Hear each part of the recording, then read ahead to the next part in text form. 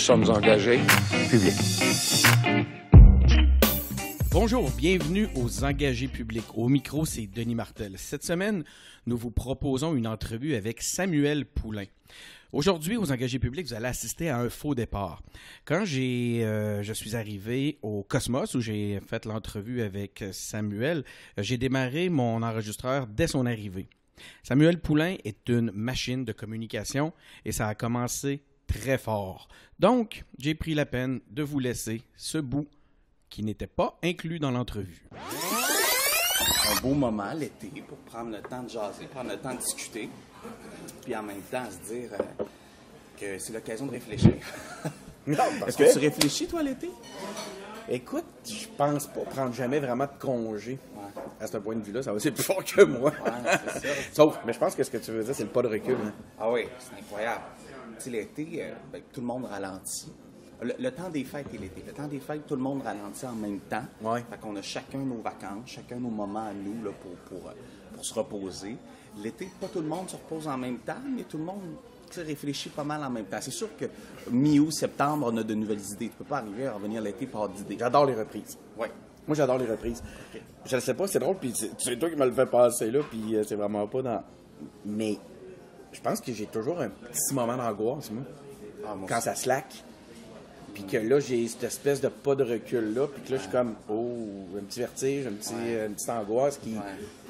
Parce que là, je suis comme obligé de faire un bilan, tu sais. Oui, c'est ça. Ben, c'est parfois parce qu'on a des vies occupées. Là. Je ne dirais pas effréné, je trouve effréné le mot fort, mais occupé. Donc, c'est sûr que quand ça arrête, pour une des rares fois, on se dit, bon, on peut réfléchir à ce qu'on a fait, ce qui s'en vient, puis se dire, est-ce que ça va bien?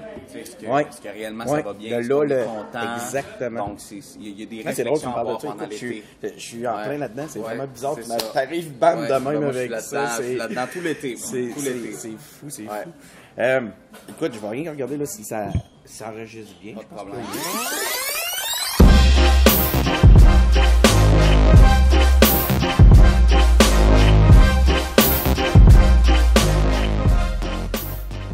Bienvenue aux Engagés publics. Cette semaine, aux Engagés publics, une entrevue avec Samuel Poulain. Bonjour, Samuel. Bonjour, Denis. Quel plaisir d'être ici dans ces vacances. On est au Cosmos. Absolument. On est au Cosmos, on est en vacances. On vient de commencer, t'es arrivé, puis tout de suite, on s'est mis à échanger, à philosopher sur le moment de recul qu'offraient les vacances. Ouais. Samuel, on dit, je me permets de te tutoyer. Qu'est-ce qu'on dit pour ce qui est de ton titre? En fait, premièrement, le titre le plus important, c'est d'être député de Beau-Sud à l'Assemblée nationale. Donc, très content d'être député. Et adjoint parlementaire au premier ministre du Québec, responsable du volet jeunesse. Alors, responsable du secrétariat à la jeunesse qui existe depuis plusieurs années au Québec. Hein? Donc, je m'occupe à la fois de ce qui concerne la jeunesse en dehors du milieu scolaire, très souvent. Donc, santé, éducation, citoyenneté, environnement, culture, c'est des axes que j'ajoute. Alors, très heureux de travailler avec M. Legault là-dessus. M. Legault, que je connais quand même depuis déjà plusieurs années. J'ai travaillé avec lui dans le cabinet, dans l'opposition. Donc, c'est sûr qu'on se connaît. Donc, ça facilite les choses aussi d'être son adjoint parlementaire parce qu'il faut savoir, dans l'histoire du Québec, il y a déjà eu un des ministres de la jeunesse. Cependant, en 2003, Jean Charest avait décidé de prendre le secrétaire de la jeunesse sur lui au conseil exécutif, donc nommé à ce moment-là, à partir de 2005, des adjoints parlementaires. Il y a eu Roch Cholette, entre autres, chez les libéraux, Léo Bureau-Blouin, chez Mme Marois. Qui est un engagé public. Bon, mais génial. On a dans nos épisodes salutations à Léo. J'espère qu'il va bien d'où il est. Moi, c'est sûr que quand on me donne un mandat, je m'implique au maximum. La jeunesse, c'est pas simple, mais en même temps, c'est extrêmement emballant. C'est un privilège. Donc, très content de pouvoir avoir cette fonction-là. Je t'arrête, Samuel. On aura l'occasion de parler de ces éléments-là. Je ne sais pas si tu connais un peu la formule des engagés publics. On a un petit bout auquel on tient beaucoup quand on rencontre un politicien ou quelqu'un qui s'engage en politique de façon active. Première chose qu'on lui demande, puis on aura l'occasion de revenir sur tous les volets politiques plus officiels, mais j'aimerais que tu nous parles de toi, de ton background. On veut connaître un peu plus le Samuel Poulain normal, celui avant la politique. En fait, moi, je suis né dans une famille d'entrepreneurs. Hein? Donc, mon père, mon grand-père, mon arrière-grand-père étaient dans le domaine du bois en Beauce. Donc, 2 par 4, 6 pieds 8 pouces, là, je suis né là-dedans. C'est à peu près juste de ça que j'ai entendu parler. On avait différentes entreprises dans la région. Également, on a fait des affaires du côté des États-Unis. Alors, une famille beauceronne typique entreprenante, très impliquée. Et moi, j'ai toujours eu, malgré le fait que j'aurais pu reprendre l'entreprise familiale, moi, mon intérêt était davantage dirigé vers les communications. Alors, j'ai fait de la radio, j'ai étudié en radio également. Et merci beaucoup. J'ai été également travailleur autonome dans le domaine des communications, donc j'ai coaché des différentes personnalités dans ma région. J'ai écrit pour une revue de genre d'affaires qui s'appelle Action Beauce pendant 7 ans. J'ai été journaliste dans ma région, mais surtout Morning Man. Mais parallèlement à ça, à l'âge de 12 ans, j'ai décidé de m'impliquer au Parti libéral du Québec. Pour la première fois, avec Dominique Vienne en Bellechasse et Diane Leblanc dans Beau-Sud, 2 femmes que je côtoie toujours aujourd'hui en étant députée. Vous êtes pas en chicane? Non, pas du tout, pas du tout. Mais quand j'ai rejoint la CAQ, je ne dis pas que Dominique était contente, mais bon, ça fait partie de la game. Ben oui. Moi aussi, lorsque je militais au Parti libéral, la CAQ n'était pas créée. Alors, bon, il y a ça. Et j'ai 4 ans de pause pour faire de la radio de façon neutre. Alors, je n'ai pas changé de parti le vendredi pour revenir le lundi. Rentrer dans un autre étage.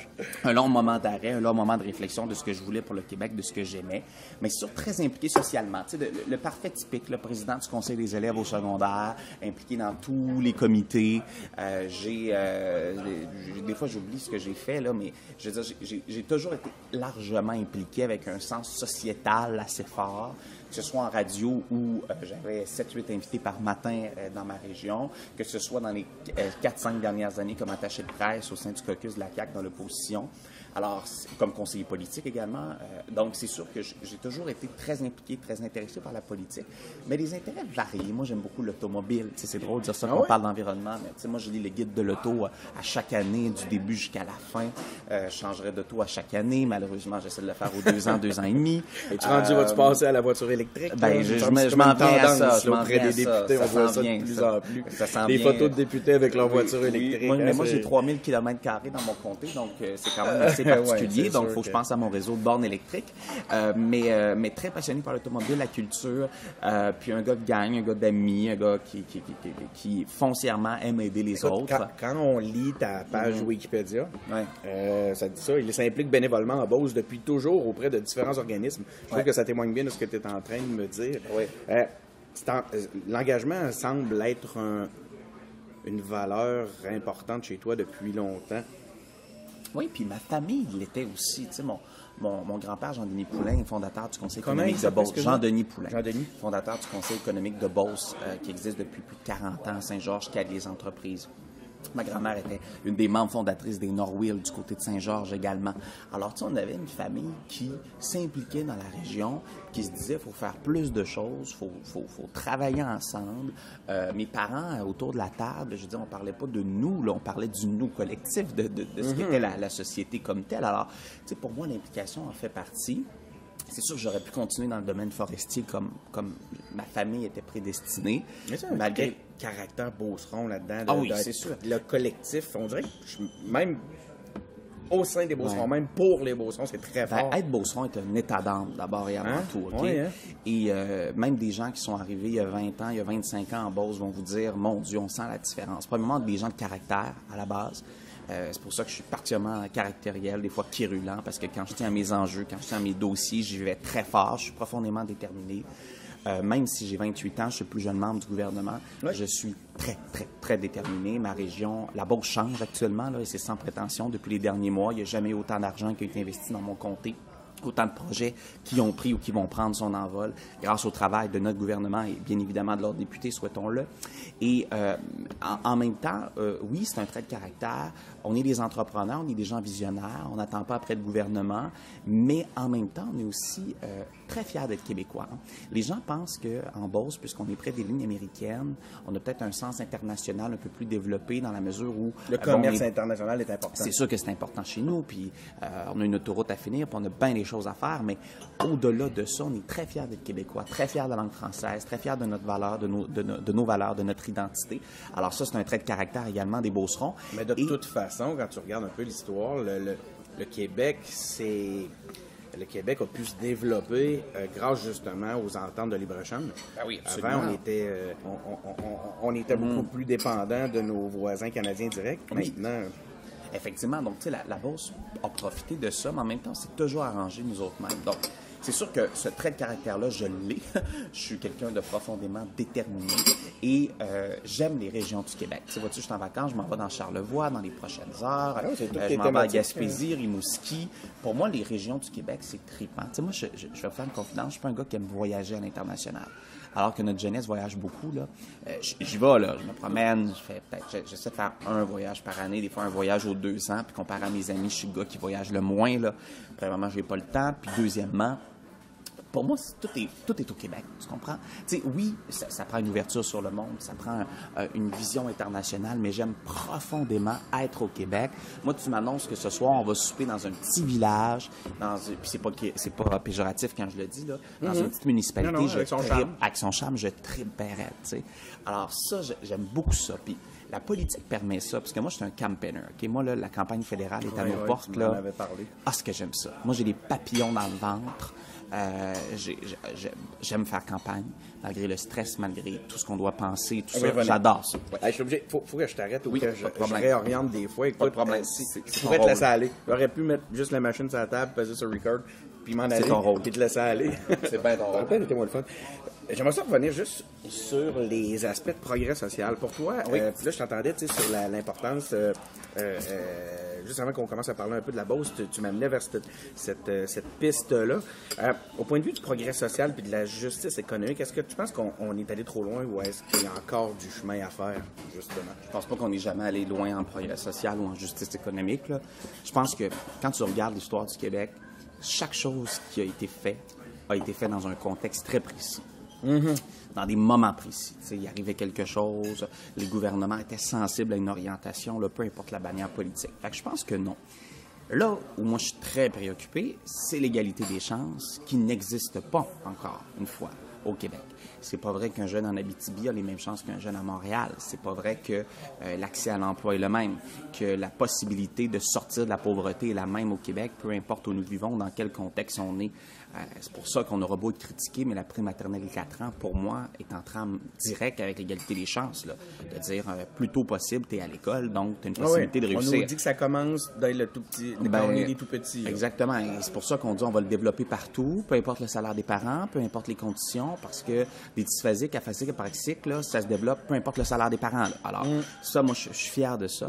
Mais oui, puis en même temps, quand on parle des régions du Québec, c'est sûr que l'égalité vient en trame de fond, en trame sonore. Quand on pense aux différentes entreprises qui se retrouvent dans nos régions, quand on pense au fait que on peut avoir l'école de village, on peut avoir notre dépanneur, on peut avoir notre poste à essence. On est là au Québec. Là. Je veux dire, je voyais le Journal de Québec récemment publier un article sur l'avenir des villages. Là, moi, je n'ai pas commencé à parler de ça la semaine passée. Là. Moi, la ruralité, moi, j'étais animateur radio dans une station de radio communautaire le matin avec un salaire X qui n'était pas très élevé, mais je le faisais parce que je croyais à l'information régionale puis à l'information qu'il fallait donner aux gens. Alors, pour moi, c'était aussi ça de l'égalité des chances puis de la justice, donner de l'information aux gens. On aura l'occasion de parler du programme Place aux jeunes en région. Oui. C'est un truc que tu parraines, hein, c'est ça?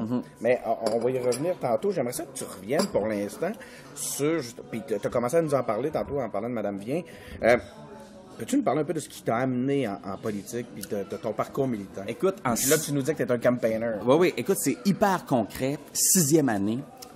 Notre enseignant qui s'appelle... Non, mais c'est vrai. Je pense que là, c'est mon plus jeune adepte à tout ce que j'ai interviewé. 6e année, il y a un projet de Martin Morin, mon enseignant, qui s'appelle l'Actualité en classe, où tous les midis, on doit présenter un bulletin de nouvelles.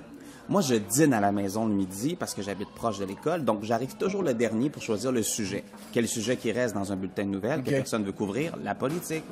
Là, je dis, OK, je vais prendre ça. C'est bon. J'aurais pas le choix de m'y intéresser, je dois présenter un bulletin de nouvelles. Et 6e année coïncide avec l'élection de 2003. Donc, où Jean Charest, Bernard Landry, Mario Dumont. On se souvient également que Mario Dumont sortait des partiels avec Marie Grégoire, Sylvie L'Espérance, François Gaudreault, qui venaient de gagner. Et donc, la DQ, elle est bien, là. Il faut se souvenir de ça. Alors, moi, je regarde ce jeune homme-là. Je me dis, hey, ça a l'air cool, la DQ, blablabla. Alors, moi, je présente chaque jour des nouvelles sur ce qui se passe en politique québécoise. La campagne électorale finie, Jean Charest est porté au pouvoir. Et là, je dis, écoute, je m'en vais au secondaire 1. Je peux pas arrêter de parler de politique. J'aime ça. J'ai eu la piqûre. Alors, j'ai décidé de m'impliquer au Parti libéral fédéral à ce moment-là, où ma députée venait d'être élue, qui était Dominique Vie à ce moment-là dans Bellechasse. Tu as intégré les instances. Alors, j'ai intégré les instances, la commission jeunesse, j'ai fait des Attends, partiels. t'avais quel âge, là? Écoute, sixième année, tu as 12 ans, donc 12-13 ans. Oui, oui. Moi, écoute, après ça, j'ai fait du fédéral au Parti libéral du Canada. OK. J'ai dû attendre d'avoir 14 ans pour prendre ma carte, parce qu'à ce moment-là, c'était 14 ans chez Libéraux Je fédéraux. rencontre Michel Picard cette Oui, semaine. bon, génial, génial. Donc, c'est ça. Donc, j'ai commencé très, très jeune. J'ai fait une première vraie campagne en 2004 au fédéral qu'on a perdue. C'était pendant le scandale des commandites. Juste te dire comment moi, j'ai appris à la dure. Ouais. Et ça l'a forgé mon parcours politique. Moi, j'aime l'adversité. J'aime quand ça bouge. Là, voyez-vous, ça va bien, le gouvernement. Mais des fois, une fois de temps en temps, ça m'énerve pas qu'il y ait un peu quand ça bouge un peu. Il y a un peu d'adversité, je vais dire ça comme ça. Et moi, là, la première campagne que je fais, c'était en culotte courte en juin 2004 pour les libéraux fédéraux dans Lévis-Bellechasse et Chemin. Un peu en Beauce, mais beaucoup dans Lévis-Bellechasse et Chemin. Et on se fait fermer la porte, là. OK? Les commandites, puis tout ça. Puis là, les libéraux m'avaient dit, Samuel, t'appelles pas ça scandale des commandites, t'appelles ça dossier des commandites. Ça va paraître moins pire. Là, je fais, OK, je commence à comprendre, tu sais. Et là, après ça, bon, je fais un peu de radio communautaire les soirs où je parle de politique, mais ça a vraiment été là, 2003-2004. Et après ça, j'ai arrêté lorsque j'ai fait de la radio en 2010 pour reprendre en 2014 comme candidat de la CAQ. Donc, j'ai, très jeune, très, très jeune. Pour moi, c'était comme, c'était un hobby. C'était une passion. Je te dis pas qu'avec les filles, avec mes amis, c'était à la mode de parler de politique. Fallait que je me calme un peu. C'est quoi, c'est drôle ça, parce que pratiquement tous les politiciens à qui je parle, en tout cas, ça arrive souvent qu'ils me disent exactement ça, tu sais, qu'ils se sentaient comme des extraterrestres parmi leurs amis. Mais moi, j'étais cool quand même, là. Je veux dire, je portais pas nécessairement veston-cravate à l'école, là. J'étais cool quand même. Ouais. J'avais des amis, je faisais du ski la fin de semaine avec mes amis, tu sais, j'étais quand même... On tout le côté... oui, j'avais du PR, fun, tu sais, PR, tout ça, je l'avais. Mais pour moi, ça demeurait un hobby, tu sais. Puis, j'étais pas le meilleur à l'école. À moi, là, j'ai fait des cours d'été parce que j'avais de la difficulté en mathématiques. Après ça, là, ça a mieux été. J'avais la difficulté de voir avoir 60% dans certaines matières, mais j'étais passionné par le service public. Moi, là, les amis de mes parents venaient à la maison. Puis le jeu, là, c'était qu'ils nomment une ville, puis je nommais leur député provincial fédéral.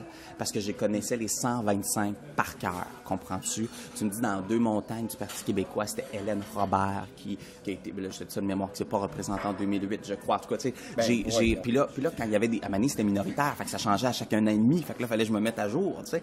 Mais pour moi, c'était une passion. C'était... Oh, oui, vraiment. C'était comme collectionner les cartes de hockey. Oui, ben moi, je collectionnais les cartes de député. De député, c'est ça. C'est fascinant. Pourquoi tu t'es retrouvé à la CAQ, là? Fait que là, t'étais au Parti libéral. Écoute, moi, j'ai été au Parti libéral jusqu'en 2010. Switch. Et là, comment? je m'en vais faire la radio, donc je dois être neutre. Donc, on m'offre un poste de morning man dans ma région. J'ai fait deux radios. J'étais à Radio Bellechasse et après ça, j'étais à Radio Beauce. Oui, OK. Alors, naturellement, ben, tu laisses tes cartes de côté parce que tu interviews les politiciens de toute allégeance. Donc, c'est sûr que j'étais tagué comme étant un fédéraliste canadien, libéral et tout ça. Mais bon, on va en parler de tout ça. J'ai laissé ça.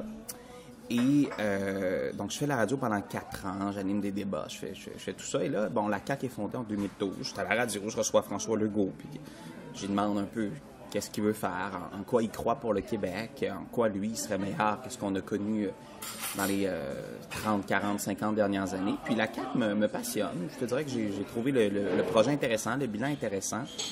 Et la vraie vérité, là, moi, je faisais la radio à tous les jours.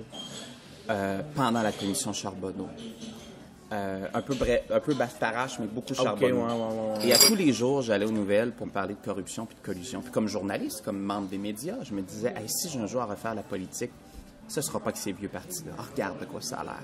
Oh, regarde de qu'est-ce que c'est même. Ce sont des allégations. Quand tu parles des vieux partis, t'embarques le PQ là-dedans. Ah, j'embarque tout ça. Parce que que ça s'était passé un peu plus au PLQ. Parce qu'ils ont gouverné aussi dans ces années-là où l'industrie de la construction semblait être assez forte. Là. Donc, c'est sûr que là, je me suis dit, écoute, je retourne en politique, je ne peux pas aller avec ce parti-là. C'est sûr. Et là, ben, il y a une élection provinciale en 2012. J'étais à la radio, je me présente pas. Écoute, à ce moment-là, j'ai 19 ans. Bon, peut-être un peu trop jeune, mais moi, j'en faisais depuis des années. J'avais eu des discussions préliminaires avec à peu près tous les partis, parce que tu es animateur radio, ils cherchent du monde. Oui, ils veulent des notoriétés. Mais c'était trop préliminaire pour pas que je le mette dans une biographie. Et 2014, je me présente pour la CAQ. Donc, je quitte la radio. Je quitte la radio le vendredi et le lundi, j'annonce ma candidature. Là, c'est la surprise. Robert Dutil, dans le comté de Beauce-Sud, comprend pas. T'es un libéral, Samuel. Qu'est-ce que tu t'en vas faire à la CAQ, Dutil, etc. un adulte du Parti libéral. Ben, c'est ça, exact, mais qui est un ami de la famille depuis longtemps, donc assez surpris. Puis je dis, écoute, moi, je crois à ce changement-là. J'ai écouté la commission Charbonneau. Je pense que le Parti libéral ne mérite pas un mandat. Puis le Parti québécois, ben en Beauce, ça n'a jamais vraiment levé non plus. Puis je suis pas souverainiste. Alors, pour moi, ça faisait pas partie des choix. Alors, je me présente, je perds. Robert Dutil obtient 50 %, j'ai 38 % des voix.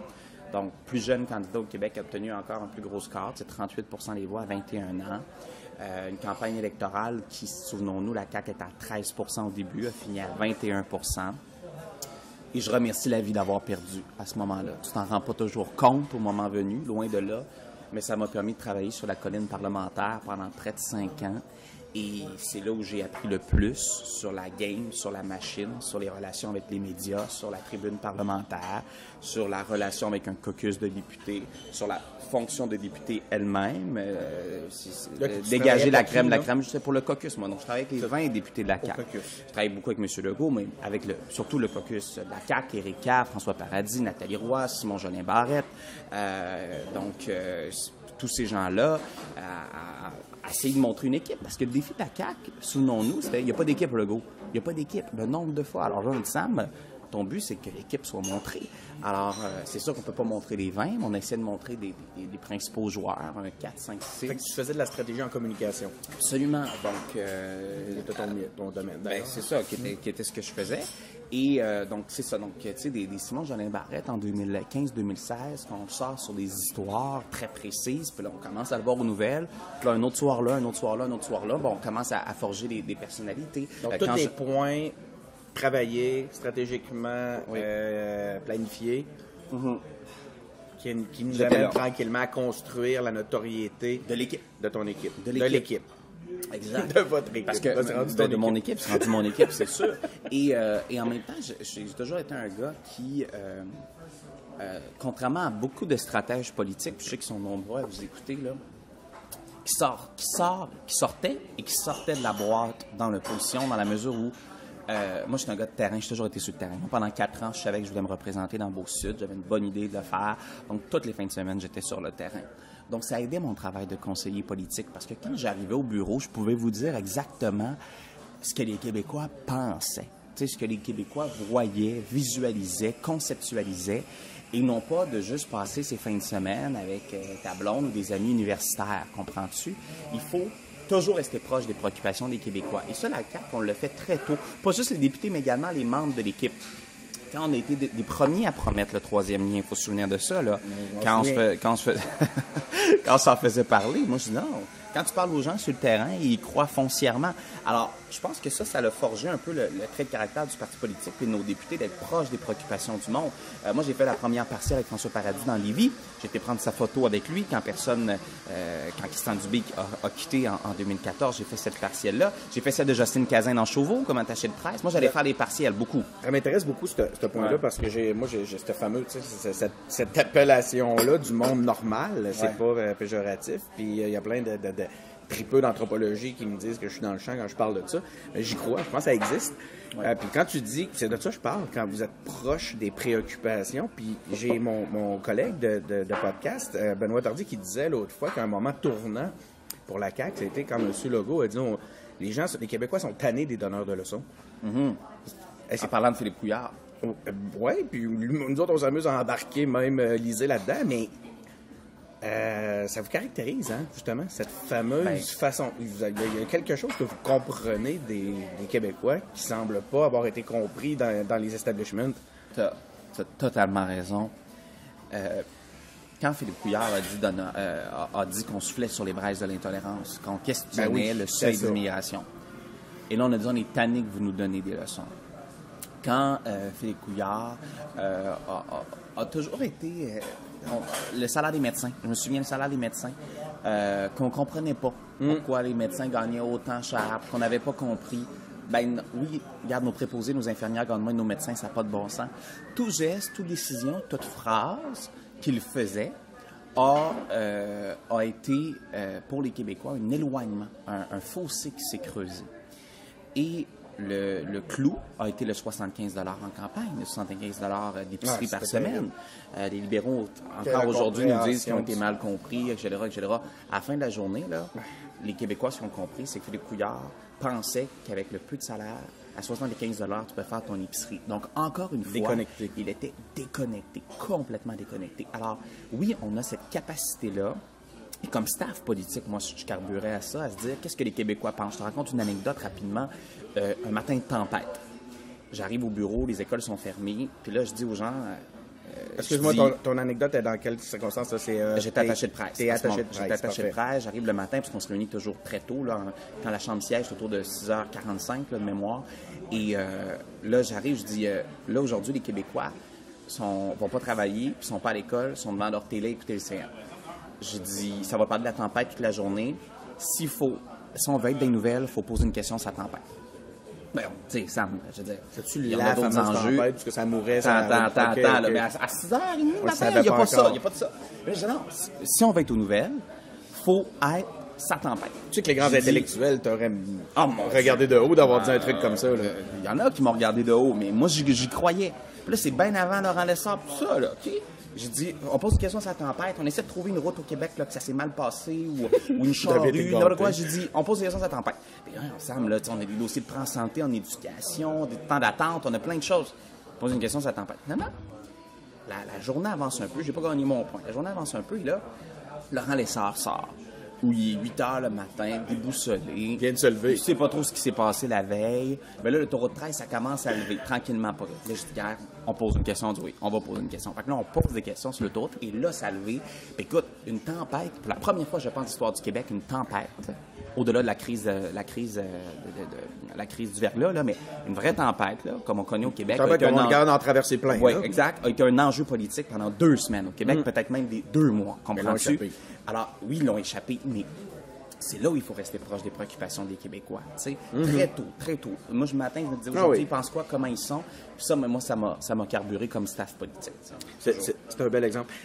Tantôt, tu me parlais t'as dit, je suis fédéraliste. T'as dit qu'il a fallu que tu fasses un peu attention le temps que tu étais à la radio.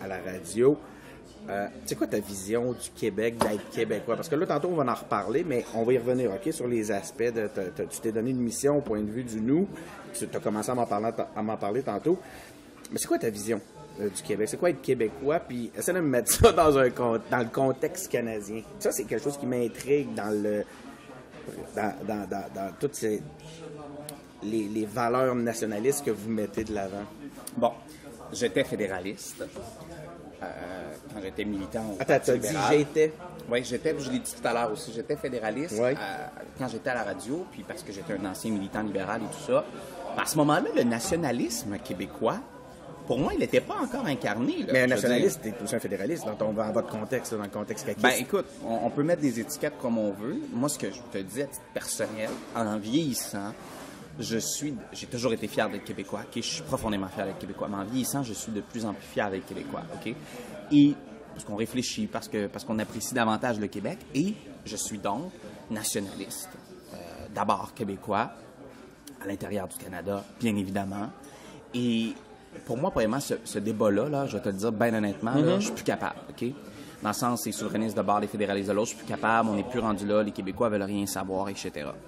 Sauf que le fait d'être nationaliste s'exprime comme quand un premier ministre s'en va à la conférence fédérale provinciale des premiers ministres et il défend certaines valeurs québécoises, entre autres l'immigration économique et tout ça. Donc, pour moi, il s'exprime sur toutes les tribunes, ce nationalisme-là, mais il se fait à l'intérieur du Canada. Et pour moi, il n'y a jamais eu de contradiction entre la fierté d'être Québécois et la fierté d'être Canadien. Mais là, on voit la réaction du reste du Canada, justement, quand le Québec se tient debout un peu. T'as pas peur que... puis là, moi, je veux dire... c'est pas une question de peur, mais en tout cas, tu penses pas que ça pourrait nous amener à en venir à faire des choix déchirants? Puis là, je parle pour la CAQ. Non, je crois pas. Il est normal, quand on parle d'une fédération, de pas toujours être d'accord. Est-ce que tous les États américains sont d'accord les uns entre autres? Non. Vous allez me dire, les compétences sont pas pareilles d'État à un autre. Ils sont pas appelés à travailler autant ensemble que le Canada parce qu'ils ont des champs de compétences très stricts dans certains États américains. Je suis d'accord. Est-ce que dans chaque famille, on s'entend tout le temps bien? Est-ce que dans chaque entreprise, on s'entend tout le temps bien? Est-ce que dans chaque parti politique, on s'entend tout le temps bien? Non, on n'est pas tout le temps d'accord. Bien, c'est la même chose au Canada. Puis moi, si tu me demandes, est-ce que des gens qui sont en désaccord devraient obligatoirement briser leurs liens pour toutes les prochaines années? J'y crois pas, puis je pense pas que les Québécois sont là. Est-ce qu'on se posera la question un jour? Je ne sais pas, j'ai pas de boule de cristal. Il y a une chose qui est sûre, là, c'est qu'actuellement, je pense que les Québécois sont fiers des Québécois à l'intérieur du Canada. Puis moi, je pense qu'au contraire, les gens sont contents de voir un premier ministre, un gouvernement québécois qui se tient debout. C'est ça le nationalisme. C'est ça, demander des pouvoirs, rapatrier des pouvoirs. Puis pour moi, tout ça peut se faire. Donc, selon toi, la Fédération a tous les outils nécessaires pour que ça fonctionne bien pour le Québec. Je pense que si tu as un gouvernement nationaliste comme la CAQ, ça peut fonctionner. Donc, la CAQ est capable de faire fonctionner le pays, de faire fonctionner le Québec, sauf que ça prend un gouvernement de la CAQ. Écoute, demandez-moi une demande de Philippe Couillard quand il était là depuis 2014. Là. Il n'y en a pas eu. Ah, mais c'est ça. C'est quand on compare avec les libéraux, c'est... Ben, vous voyez la différence entre l'applaventrisme et un vrai nationalisme. Puis moi, je pense que les Québécois sont fiers. Regarde, Legault, il ne chicanera pas avec tout le monde, mais au moins, il va nous défendre, puis il va défendre nos valeurs. Puis moi, là, ça me parle, puis ça parle à mes gens, puis ça parle aux Québécois. Élu avec une majorité de 60... Non, pas une majorité de 63%, mais en tout cas, avec une majorité écrasante, tu as eu 63% des votes. T'as battu Paul Busque du Parti libéral. Comment ça s'est passé? Comment tu l'as vécu? Ce que tu as ressenti le soir où tu as été élu? Écoute, moi, j'avais eu une campagne électorale assez magnifique sur le terrain. Là, je ne te le cacherai pas. J'avais été nommé le 15 juin, la journée de la fin de la session parlementaire. M. Legault et mes collègues sont descendus en Beauce m'annoncer comme candidat. Alors, j'ai fait 3 mois et demi de campagne, qui s'ajoutait à 4 ans, même 5 ans de présence active dans le comté. Alors, à faire 24 municipalités, il faut comprendre, c'est quoi les comtés ruraux, là? C'est du travail. Puis comme député, je le sais, tantôt, 3000 kilomètres carrés, j'ai des municipalités avec des défis importants et tout ça. Alors, il faut être là, il faut être très présent, il faut être actif. Monter une équipe, parce que tu n'as pas de bureau de comté, tu n'as rien, là, fait que c'est que des bénévoles. Et tu te dis, bon, vous croyez en moi, on avance, mais on fait campagne. Donc, ça va de l'affichage au local et tout ça. C'était ma deuxième campagne. Donc, déjà là, j'étais encore plus près. Je savais où je m'en allais. Et une campagne qui, nationalement, bon, des hauts et des bas, il faut se souvenir de certains défis, de certaines questions de journalistes là, en immigration, tout ça, donc des hauts et des bas. En même temps, des débats locaux qui se passent bien, mais je suis premier. Donc, quand tu es premier, tu es attaqué. Il faut se souvenir que Philippe Couillard est venu dans ma circonscription pendant 2 jours la dernière semaine du vote, où ils m'ont beaucoup attaqué. Sur le terrain, les libéraux étaient très acrimonieux, mais moi, je suis high level de ça. Pour moi, là, quand je suis attaqué, je considère ça comme un compliment. Je me dis, bon, d'après moi, je suis en avance. Le sondage interne me prouvait que j'étais en avance, donc je dis, on continue. Je ne pensais jamais gagner avec 63% des voix. Quand vous calculez ça, c'est la plus grosse majorité dans les comtés que la CAQ n'avait pas. Et dans ceux qu'on avait déjà, c'est la deuxième. Dans un château fort libéral, qui a été une fois déquiste, mais qui a été libéral à peu près tout le temps. Donc, comté qu'on avait perdu dans une partielle de 2015, que moi, je ne m'étais pas représenté. Donc, je n'allais pas dans un comté facile. Loin de là, on ne peut pas dire qu'on me donnait un free pass. Non, pas gagner, là. Non, fallait gagner, fallait travailler fort, fallait être présent, et on l'a fait. Comment expliquer ce résultat-là? Mais c'est pas tant. Ouais. Moi, ce qui m'intéresse, c'est pas tant que... Je pense que ce que tu nous dis depuis tantôt, on voit comment tu travailles les choses, tu nous as parlé beaucoup du terrain. Ouais. Je comprends que ça a été, en grande partie, une des raisons pour laquelle une des raisons de ton succès. Je serais curieux de savoir le soir même ce que tu as ressenti. J'étais avec mes 2 grands-mères. Un petit gars qui te tripait à 6e année sur la politique, puis là, soudainement, tu avais la confiance de 63%. Ça gère de minute en minute, parce que au début, 8h15, moi, il n'y a pas de résultat de sortie, mais on prédit un gouvernement de la CAQ. Bon, OK, c'est le fun. Là, après en 18 minutes, genre? Oui, c'est ça. Je pense 20h15 pour TVA. OK. Après ça, on dit qu'il est majoritaire à 20h30. Mais moi, il n'y a pas de résultat de sortie dans Beauce-Sud. Mais là, je vois qu'à Laval, on mène, à bien des places, on mène. Si on mène là, mais on ne mène pas chez nous, il y a un méchant problème. Je l'ai échappé. Le premier résultat, moi, j'avais dit à mon équipe, j'ai dit, vote par anticipation, attendez-vous que je sois en retard. Puis je vais lever plus tard dans la soirée. Je dis, ça se peut que, je ne gagne pas ces votes-là. première boîte, je pense qu'il sort, j'ai 200 votes d'avance. Je dis, non. Même dans le vote Par anticipation. Par anticipation. Je dis, non, c'est pas possible. Là, après ça, un 400, un 800. Puis là, je suis avec mes parents, ma soeur, puis mes 2 grands-mères dans la chambre d'hôtel. Puis là, je fais, OK, là, ma mère a dit, on va aller rejoindre les gens. Je fais, non, maman, on rejoint pas les gens à 10 boîtes sur 200. Tu fais ton discours à 80 boîtes, 100 boîtes, mais je dis jamais. Mais là, rendu à 40 boîtes, je mène par 3000. Là, je me souviens d'avoir serré mon père dans mes bras, puis avoir dit, je pense que je l'ai eu. Puis là, j'étais très content, mais surtout soulagé. Et le sentiment que j'avais, bon, tu vas rejoindre tes gens, on était plus de 200 personnes, tu fais tes entrevues. Puis je me souviens, j'avais juste hâte d'être seul le soir pour le regarder, ce résultat-là. Parce que tout va tellement vite. Puis là, au début, quand je fais mon discours, je pense que je gagne par 52-53 %. Mais là, plus la soirée avançait, puis moi, je savais que Saint-Georges, d'où je viens, les grosses boîtes allaient sortir, puis que j'allais rentrer très fort. Fait que ça m'a permis d'atteindre ce 63 %-là. Fait que quand je me couche le soir, je me dis, qu'est-ce qui s'est passé dans Beau-Sud? Parce que le journal local sortait un sondage 2 jours avant le vote où il me donnait 2 points d'avance. Et là, partout dans le comté, les gens disaient, ouais, c'est serré. Les journalistes étaient où pendant la soirée? Ils se sont tenus où? Ils se sont tout le temps tenus dans mon local. Mais souvent, il y avait des endroits ailleurs. Ils pensaient que tu allais 2, c'est ça. Mais jamais par cet emploi-là. Surtout que, comme tu as dit, les dernières semaines ont été assez rough. Puis moi, j'avais des maires qui m'ont pas appuyé, qui ont travaillé contre moi, puis solide à part de ça. Moi, je le savais. Je souris, je continue, puis j'avance. Puis regarde, ça a été extrêmement payant. D'ailleurs, j'ai eu des très bons scores dans les endroits où les maires ne m'ont pas appuyé. Aujourd'hui, ils travaillent très bien avec moi. Mais ça, te dire que c'est une fierté, mais sur place, là, c'est un soulagement. Puis comme candidat, t'es père de famille un peu. Tu sais, t'as l'euphorie des gens, ta famille est contente, mais tu restes calme, tu prends le poids de la responsabilité. Un peu comme les images de M. Legault qui me marquent, moi, encore aujourd'hui, lorsqu'il entre dans le centre des congrès une fois qu'il a été élu premier ministre. Et tu vois le poids de la responsabilité, tu vois ce qui arrive. C'est pas c'est l'euphorie, mais c'est pas le... C'est comme si tu devenais papa. Écoute, j'ai pas d'enfant encore, là, mais c'est comme si... Tu sais, la journée que t'as quelqu'un sur ta responsabilité, tu sais. Et c'est sûr que comme attaché de presse, je le ressentais. Il y a une dose d'amour aussi qui doit... Oui, c'est sûr qu'il y a une dose d'amour énorme. Qui amène à ça, justement, à cette espèce de sentiment de responsabilité-là. Hein? Ben oui, puis là, tu peux pas toucher ton cell avant 3 heures du matin parce que t'as 427 messages textes, plus 500 Messenger, plus des appels manqués, comme si tu répondais au téléphone ce soir-là. Tu sais, t'as beaucoup d'autres choses à faire. Le monde veut le fêter avec toi. Ben oui, ta grand-tante de je sais plus quelle ville t'appelle, ben on va se rappeler. Tu sais, je veux dire, bon.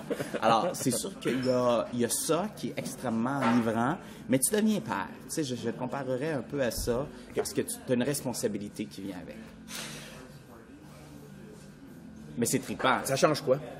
C'est quoi, depuis là, ça fait quelques mois, là, t'es député, ça change quoi? Bonne question, très bonne question. Qu'est-ce qui t'a frappé le plus dans ce rôle-là, en dehors du jour même? Ouais, là, t'es devenu père, là. Ouais, je suis devenu père. Quand t'es le lendemain, puis tout le travail avec le quotidien, avec les gens qui t'approchent, avec les dynamiques. Je trouve ça super intéressant d'ailleurs, là, les fameux maires qui ben là, maintenant, vous travaillez ensemble, c'est normal. Là, oui, pas le choix. Écoute, ça serait bête l'inverse. Ouais. Mais là, les dynamiques changent. Qu'est-ce qui t'a frappé, là, ce travail de député? Écoute, je te dirais... c'est sûr que c'est un travail que je connaissais beaucoup. J'imagine que c'est rien comme de le vivre. Je vais être très, très honnête avec toi, OK? Ce qui me surprend le plus, c'est à quel point je dois toujours me battre pour faire avancer les dossiers de ma région. Je parle pas avec mon gouvernement. Je parle avec des gens qui sont là depuis longtemps, des règlements, des lois, des enjeux spécifiques. Ça s'est toujours fait de même, on va continuer de le faire de même. Ça, c'est des gens que les choses ne voient pas parce que ça va d'une dérogation à l'environnement, d'une dérogation des affaires municipales ou des erreurs dans le passé que les gens veulent réparer. C'est multiple. Alors, c'est à quel point je dois toujours me battre. Moi, le téléphone sonne, je sais qu'il va falloir que je me batte tout le temps. J'ai attiré des investissements importants du gouvernement dans mon comté. Je vais faire d'autres annonces en août. Je sais comment je me suis battu. Puis honnêtement, là, à quel point que des fois, je me dis, ça n'a pas de bon sens, puis je suis un peu découragé. Ben, découragé, c'est un grand mot, mais où je me dis, il faut se battre. En même temps, je me dis, puis c'est sans prétention, je me dis, une chance que tu as du monde de caractère qui font ce travail-là. Sinon, il n'y a rien qui avancerait, ou on s'en ferait passer des petites vites, ou je sais pas, tu sais. Alors, je te dirais que ça, je trouve que c'est un défi de toujours se battre, mais en même temps, ça fait partie du travail. C'est l'élément. Oui. Fait que tu vis la réalité, tu vis les défis d'un acteur de changement. Tu me sembles un acteur de changement. Oui, c'est sûr. Puis on va penser alors la boîte, puis on va faire Il va y autre avoir de la chose. frustration constamment, là. Puis là, tu t'y habitues. Oui, si t'es pas capable d'endurer ça, ben, c'est ça. Ça, Je suis d'accord avec toi. C'est pour ça que j'essaie de prendre quelques journées de vacances pour prendre un pas de recul. Puis je suis un gars très exigeant envers mon équipe, exigeant envers les gens qui m'entourent, parce que je le suis envers moi. Alors, c'est sûr que ça, c'est quelque chose. Je te dirais aussi que il n'y a pas grand-chose qui a changé personnellement. Tu sais, pour moi, je suis le même gars, j'ai les mêmes amis, je reste proche de mon monde comme je l'ai toujours été. Puis je pense que les politiciens qui changent en cours de route sont ceux qui s'éloignent de la population. Comme je te disais, il ne faut pas s'éloigner. Tu fais encore beaucoup de terrain? Ah, beaucoup. Tous les fins de semaine, plusieurs fois par semaine, dans toutes les municipalités. J'ai un horaire. Je sais que quand j'ai pas été dans une municipalité, je vais faire l'autre. On reçoit beaucoup d'invitations, les députés en région. Honnêtement, je reçois facilement entre 5, 6, 7 invitations par semaine. Alors, je peux pas toutes les accepter compte tenu de mes responsabilités. Des présences dans des fêtes, des photos. Écoute, les fêtes des jubilaires, par exemple, on remet des certificats à l'âge d'or. Tu sais, j'ai une vingtaine de clubs d'âge d'or. Donc, écoute, la semaine passée, j'étais à Matane. J'étais à Matane avec Pascal Bérubé, puis on a fait l'entrevue comme ça sur le bord du trottoir. On se faisait interrompre aux 20 minutes. « Hey, Pascal, on a une photo, on attend tes demandes constantes. » Écoute, puis là, il m'expliquait exactement cette réalité de région-là. C'est sûr. Vous avez ça en commun, je pense, toi puis Pascal, vous avez eu des fortes. Vous avez eu un fort pourcentage, mais vous êtes très terrain aussi. Oui, puis écoute, moi, je vais faire l'épicerie. Ben, c'est un événement. Comprenez-vous? Je m'habille sous le sens du monde.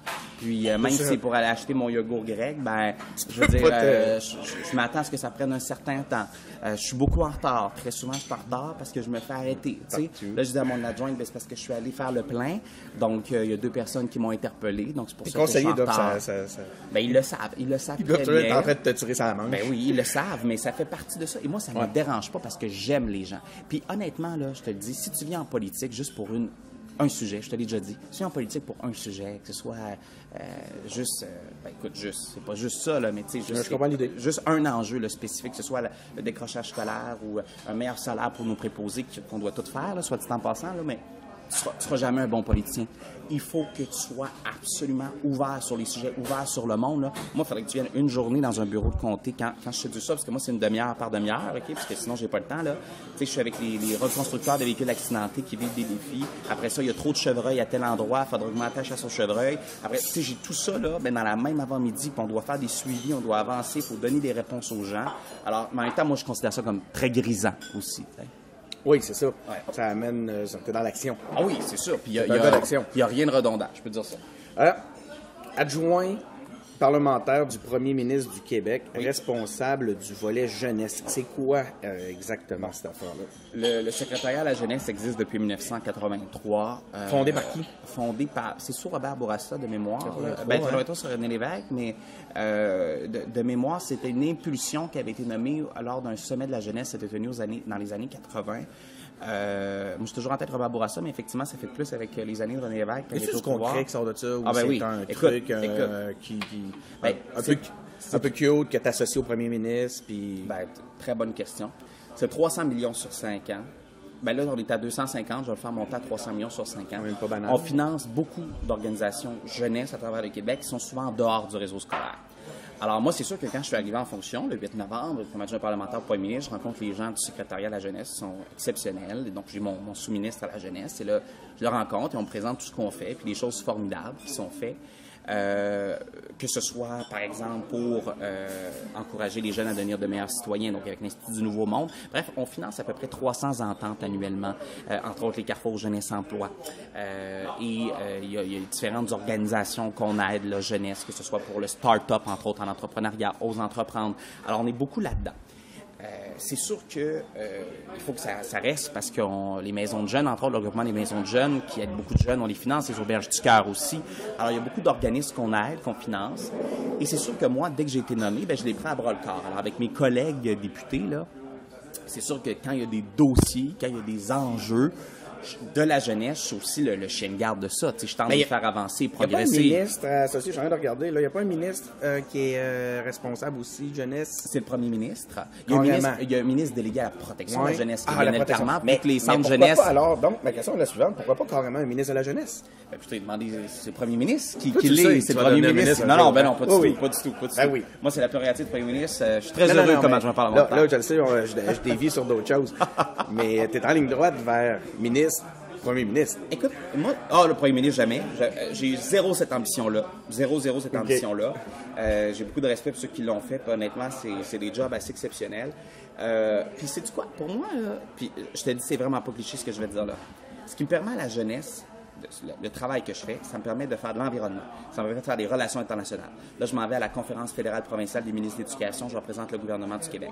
Je suis allé à la conférence des ministres de la jeunesse. Après ça, je me mêle des jeunes et la santé mentale qui ont des défis hyper importants. Là, la semaine dernière, j'étais avec la culture pour que nos jeunes produisent, mais surtout consomment plus de culture québécoise. On pourra y venir. Fait que, écoute, y a-t-il un ministère qui te permet ça au Québec? Non. Non, Si je serais juste à l'environnement, je ferais juste l'environnement. Je ferais juste du tourisme, je ferais juste du développement régional, qui sont des ministères très nobles. Mais il y a une leçon bon. là-dedans, me semble, quand même. Au point de vue transversal, là. Oui, t'as entièrement raison. Je sais pas, il y a peut-être une clé, il y a peut-être une solution pour bien des problèmes qu'on n'est pas capable de régler en silo. Ben, c'est ça. Parce qu'on regarde, on pense en silo. Puis je me dis, moi, comme jeune député, 28 ans, et lui à 27, maintenant 28, je me dis, ben écoute, y a-t-il un plus beau cadeau que le premier ministre m'a fait, d'avoir la jeunesse, pour me mêler de tout. Puis en plus de ça, je m'attache avec lui avant, fait que j'arrive en comité ministériel. Il y a un vote de confiance. Ben là, c'est ça, je dis, ben, écoute, le premier ministre est d'accord avec moi, fait que suivez-moi. Fait que là, les ministères avancent. Donc, c'est un beau privilège que j'ai. Je suis content de pouvoir le faire. C'est sûr, bon, j'ai pas un cabinet, j'ai pas tout ça, mais quand même, on réussit à faire des belles choses. Puis là, je prépare quelque chose dans les prochaines semaines qui, je pense, va être emballant pour le Québec. Tu t'es donné comme mission de raviver le sentiment de fierté québécoise chez les jeunes de 12 à 35 ans. Pas simple, ça, hein? Non! Et de là, ma question, on fait ça comment? Là, j'avais 3 points, OK? J'ai tiré ça d'un article. Ouais. Bon, ils sont connectés, ils ont besoin d'être rassemblés, ils ont besoin de se voir, de jaser ensemble et d'être écoutés par leurs politiciens. C'est toi qui disais ça, là. Oui, absolument. Ensuite, leur démontrer qu'ils peuvent aller au bout de leur potentiel en restant au Québec. Là, tu nous en as déjà même parlé en parlant des régions, entre autres. Hein? En exposant davantage les jeunes aux films, aux séries et à la musique québécoise. Donc là, c'est un peu ce que tu es en train de nous dire, hein? Environnement, culture, tout ça. Puis, vois-tu, ça, je trouve ça vraiment intéressant parce que on parle beaucoup de nationalisme, de fierté québécoise. Je pense que ça passe. Moi, je pense personnellement que ça passe beaucoup par la culture. Mais c'est toi que je veux entendre là-dessus. Hey, écoute, tu as retenu des beaux passages de cette entrevue-là. Bon, j'ai 28 ans, comme je te le disais. J'ai des amis provenant de tous les domaines. J'ai des collègues provenant de tous les horizons, de toutes les régions du Québec. Il y a 2-3 défis là-dedans. Premièrement, je te dirais la fierté. Quand tu es fier, OK, on peut partir de ça, là. C'est bien beau à la mode de dire fierté, mais quand tu es fier, tu as le goût de t'impliquer dans ta communauté. Tu as le goût de promouvoir le Québec dans le monde. Tu as le goût de prendre des risques pour le Québec. Tu as le goût d'investir dans les entreprises. Tu as le goût de fonder une famille au Québec. Tu as le goût de fonder quelque chose de plus grand que toi parce que tu es fier de où tu te trouves. D'accord? Quand tu es fier de ta blonde, quand tu es fier de ton chum, tu ferais tout pour lui ou pour elle. Quand tu es fier de tes enfants, ce qui habituellement est assez universel, eh bien, tu ferais tout pour qu'eux atteignent leur objectif. Mais moi, je me suis dit, la perception qu'on doit avoir du Québec, puis c'est ce que le premier ministre nous parle régulièrement de fierté, c'est soyons d'abord fiers d'être Québécois, comme jeunes. Et c'est sûr qu'il y a des défis, parce que notre jeunesse voyage plus que nos parents et nos grands-parents. Tu sais, moi, j'ai des amis, ça fait 2-3 fois qu'ils vont en Australie. Quand je vois leurs parents, je dis, toi, tu as été combien de fois en Australie? Ils disent, jamais, mais ton fils y a été, par exemple. C'est qui a payé les études? Ah oui, c'est vrai, c'est toi. Mais au-delà de ça, là, notre jeunesse, elle est plus ouverte sur le monde. Et c'est correct. Sauf qu'on ne doit pas perdre de vue tout ce qu'on a et toutes ces possibilités-là au Québec. Alors moi, c'est sûr qu'avec un 300 millions de dollars que j'aurai entre les mains, souhaitons-le, avec le prochain pacte pour la jeunesse, prochain plan, prochaine stratégie, je veux littéralement que la trame sonore soit que chaque jeune puisse réaliser ses rêves au Québec. Et pour moi, là, c'est directement relié à la fierté d'être Québécois. Donc, c'est une forme d'empouvoirment. C'est ton objectif, c'est de donner donner confiance aux jeunes Québécois, puis leur donner les moyens de se réaliser au Québec. Absolument. Puis je connais ma piste d'atterrissage. Ce n'est pas juste des grands mots de politiciens. Je sais exactement concrètement quelles mesures je vais mettre en place. Je l'ai dit, les carrefours jeunesse vont jouer un plus grand rôle. Ils sont 110 au Québec. Là. Entre autres, nos jeunes décrocheurs, je veux qu'ils soient référés là. J'ai des idées numériques également pour que les jeunes plus facilement voient ce qu'ils peuvent faire au Québec.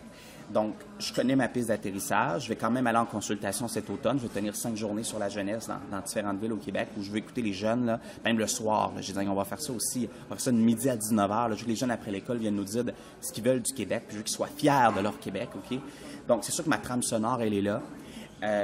Et ça, une fois que tu as ça là, dans les mains, tu parlais de transversal tout à l'heure, ben l'environnement n'aura pas le choix d'embarquer avec des mesures, la culture n'aura pas le choix d'embarquer. C'est de ça qu'ils vont te parler? L'entrepreneuriat n'aura pas le choix d'embarquer. Mais moi, je vais dire, là, tu sais, je te parlais de mes traits de caractère beauceron. Moi, impossible, ça n'existe pas, OK? Qui n'ose rien n'a rien. Au pire, tu te plantes, t'apprends. Moi, j'ai perdu en 2014, j'ai appris, j'ai fait un super beau travail pendant 5 ans. Aujourd'hui, je représente mes citoyens. Tu sais, je pense que nos jeunes au Québec, là, doivent au moins avoir les outils pour atteindre leur rêve. Puis il est là, le défi. Il est là, présentement, le défi. Alors, c'est sûr que moi, comme adjoint parlementaire à jeunesse, je vais me battre pour que l'ensemble du gouvernement du Québec soit au service de notre jeunesse et puisse atteindre leur rêve. On a une table interministérielle, on jase entre ministres, on jase entre collègues avec les sous-ministres. Là, on est en train de pondre, sans prétention, qui est une des premières personnes à qui j'en parle, sans prétention, le plan le plus ambitieux que la jeunesse québécoise aura jamais eu. Et on laissera personne de côté. Je te parlais d'égalité des chances tout à l'heure. Moi, je veux qu'en Abitibi ou à Montréal, il y ait les mêmes chances. C'est très, pas prétentieux, mais c'est très... c'est un gros défi. C'est un gros défi, mais ça se fait. Ça se fait. Si on a les moyens, on a la volonté, ça se fait. Et donc, je travaille beaucoup à ça, à faire ce discours-là, à parler à mes collègues comme ça. Et j'ai bon espoir d'arriver avec une stratégie ambitieuse, avec des mesures très concrètes. Puis, tu vas retrouver dans les plans d'action de différents ministères des mesures pour la jeunesse qui se sont jamais vues également. Région, environnement, culture, c'est cette façon, c'est ce que je retiens, cette façon transversale-là de travailler qui est vraiment intéressante. Tu me parlais de la culture aussi, de consommer des biens québécois. Oui. En fait, c'est toi qui en parlais. Oui, c'est vrai. C'est moi qui en parlais. Je vais juste rapporter ton propos. Écoute, Netflix est là, hein? Oui. YouTube est là aussi. C'est correct, puis on a le droit de consommer ce qu'on veut consommer et tout ça. Mais on a une méchante belle culture québécoise, OK? J'étais content la semaine dernière sur les plaines d'Abraham à Québec quand Éric Lapointe est venu, puis qu'il y avait, écoute, je sais pas combien il y avait de personnes, il y avait du monde en tabarouette. Je pense encore aujourd'hui, c'est une des plus grosses foules du Festival d'été de Québec. Puis il y avait beaucoup de jeunes qui étaient là pour entendre Éric Lapointe puis entendre des succès de la musique québécoise. Mais là, on a un devoir de pérenniser ça. Que ce ne soit pas une fois par année, ces plaines d'Abraham, l'été, mais que ce soit à longueur d'année. Alors moi, je réfléchis une façon pour que nos jeunes consomment plus de culture québécoise. Le film La Bolduc, j'en parlais justement, qui est un super film québécois qui nous rapporte également à l'histoire du Québec, puis au combat des femmes, puis à la musique, puis à la place de la musique. Il y a des messages dans ce film-là qui sont exceptionnels. Il faut qu'ils soient présentés dans nos écoles. Il faut que notre réseau scolaire donne plus accès à cette culture québécoise. Là, on a des cours d'art plastique déjà au secondaire.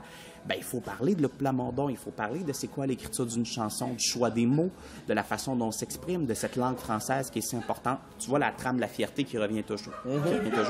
Alors, moi, je veux plus que nos jeunes consomment de culture québécoise. Ça, c'est sûr. Et je réfléchis actuellement à la meilleure façon de le faire. Et pour moi, c'est directement lié, oui, au cinéma, oui, à la musique, à nos musées, au numérique, à tout ce que nos jeunes consomment. C'est correct, le marché américain, il est là, il existe, il est présent. Mais on fait des choses formidables. Faisons-le. Puis moi, j'aimerais ça, puis je réfléchis avec l'Union des artistes présentement et la DISC, à faire la promotion des métiers culturels dans nos régions du Québec. Un jeune ou une jeune femme qui dit « Moi, je vais être chanteur, je vais être comédien, je vais être auteur de livres. » Excuse-moi, être condamné à la pauvreté. C'est tout ça qu'il faut également faire au Québec. En même temps, il y en a qui percent et qui ont un marché très lucratif aussi. Il y en a qui fonctionnent. Ça va passer beaucoup par la présence de nos créations, de notre culture dans l'univers numérique, avec des bonnes métadonnées qui fait qu'on va les trouver et qui vont être présents aux côtés des pièces américaines, des pièces européennes. Même les pièces européennes se rendent difficilement ici. Il y a tout un défi. Là. S'il te plaît, je vais prendre une autre allongée. Denis? Non, c'est bon, ça va comme ça. Tu as entièrement raison. Il faut être plus là dans l'espace numérique. Ça prend un vrai de vrai plan, OK? Moi, j'ai des idées. J'ai des grosses idées que je souhaite mettre en place qui pourraient s'adresser aux jeunes, mais à l'ensemble de la population québécoise.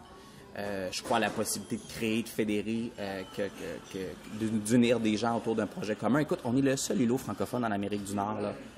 On peut-tu travailler ensemble, tu sais, à faire cette promotion de la culture québécoise-là? Est-ce qu'on peut mettre la musique avec le cinéma? Est-ce qu'on peut créer quelque chose de pas pire? L'humour aussi. On est encore dans le transversal. Nos jeunes Québécois consomment beaucoup d'humour québécois. Hein? Ils regardent les shows de Louis-José Hood, ils regardent les shows de Martin Matt. Mike Ward. Mike Ward aussi. Donc, tu sais, ils parlent en français au le moins. podcast. Donc c'est bien. Mais ça existe. Alors, comme gouvernement, moi, comme adjoint parlementaire au premier ministre à Genève, je me dis, il faut que nos jeunes se tournent plus vers la culture québécoise parce qu'ils vont être fiers. Tu sais, il y a tout un volet de la culture qui est sous le radar actuellement pour ceux qui ne sont pas dans l'univers numérique. Tu sais, je te parle de Mike Ward, là. C'est probablement un des podcasteurs les plus écoutés en Amérique. C'est quelque chose qu'on ne sait pas tout à fait. Puis je ne suis pas là pour faire l'apologie de Mike Ward. Mais cette réalité-là aussi, ça va être de souffler sur non sur les braises de l'intolérance, mais sur ce feu créatif-là qui existe actuellement par des créateurs qui utilisent les plateformes numériques qui sont abordables et accessibles, mais qui ont pas qui restent encore trop peu connus d'un grand public, au Québec, parce que la promotion n'est pas faite à l'intérieur des grands réseaux, conglomérats, c'est ça, médiatiques. Je trouve ça c'est vraiment intéressant. Puis vois-tu, on était encore, je pense que c'est le mot-clé, c'est oui, en communion, mais on est encore dans la transversalité par rapport à tout ça. C'est ça. Je trouve ça vraiment intéressant. Il y a vraiment un élément de solution là-dedans. Samuel, je te remercie. Puis d'ailleurs, j'en profiterai par contre pour dire une chose. Ce qui ferait qu'on serait très, très, très honoré de recevoir M. Legault aux engagés publics. Tu le sais, je pense que je t'en avais parlé la première fois que je t'avais rencontré. Je cherche à inviter et surtout à avoir sa présence, parce qu'il est invité depuis longtemps. Je pense que je fais toutes les démarches pour que ça arrive. Maintenant, j'en profite un petit peu de la tribune actuellement, puis de t'avoir devant moi, puis que c'est sur le sujet pour dire que ça serait peut-être un beau symbole si M. Legault venait à un peu voir ce qui se passe en dessous du radar. Bien, absolument, j'y ferai le message avec grand plaisir. Merci pour l'invitation, ça a été très agréable. Puis, juste en terminant, tu as raison, le podcast a pour moi des enjeux de se faire plus connaître. Moi, je fais beaucoup de routes, comme tu sais, alors je fais du podcast beaucoup, sur différents réseaux, sur différentes plateformes, et j'adore ça. Vraiment, la route passe beaucoup plus vite, parce que moi aussi, je l'ai déjà rendu. Donc, c'est passionnant, puis je suis un gars de radio aussi. Alors, j'aime la radio, je trouve que c'est un média incroyable, de se parler comme ça autour d'une table, c'est intéressant, puis le podcast permet de prendre le temps aussi, ce qui manque de nos jours, permet de prendre le temps. Pendant les vacances, l'été, écouter des podcasts, ça fait du bien aussi. C'est ce que je vais faire, moi, sur la route, là, mais que je parte. Donc, je te remercie encore une fois, à toi. Samuel. Une discussion qui a roulé, c'était vraiment intéressant. J'ai trouvé ça passionnant.